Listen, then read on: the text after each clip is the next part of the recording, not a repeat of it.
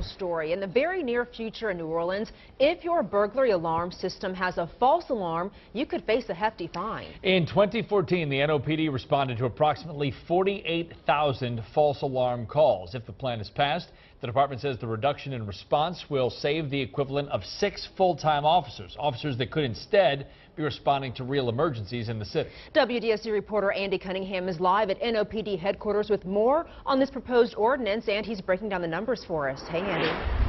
Adriana, 130, that's the number of false alarms the NOPD said today it responds to on any given day here in the city of New Orleans. Time they say should be spent responding to much more serious calls, issues facing the people of the Crescent City. If you own an alarm system, you no doubt know that sound. But according to the New Orleans Police Department, almost all calls made to dispatch from alarm monitoring companies end up being false alarms. On average, 98.8% of every one of those reported burglar alarms was a false alarm. That means we're responding to an average of 130 false alarms a day. In turn, Police Chief Michael Harrison said Wednesday that bogs down countless officers every single day when they should be responding to actual emergencies. Putting it simply, this ordinance is going to put more police back on the street. The ordinance has plenty of support from city council members who have turned up the heat on Harrison and the administration to bolster the number of officers actually patrolling the streets. Doing active patrols and responding to actual calls for emergency service.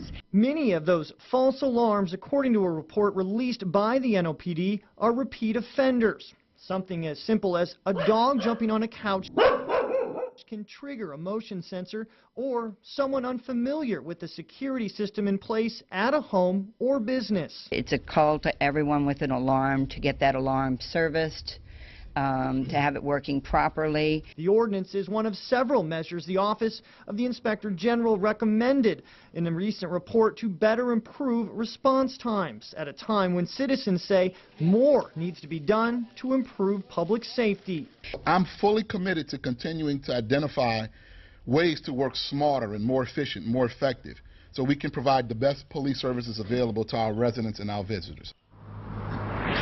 Now, if it passes, the ordinance would force alarm companies to verify with their customers that an alarm is not falsely sounding before units are sent to that address. Now, first-time offenders would receive a warning followed by a $75 fine for a second offense and then a $150 fine for a third offense. And we were told today after that the city could then stop responding to those calls altogether until the next calendar year.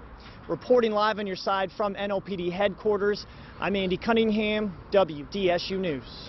Thanks, Andy. The NOPD said under this proposed change, officers will continue to respond to any holdup, duress call, or other alarm that is actively triggered by an alarm owner. That includes calls from citizens reporting a burglary in progress. All right, weather now.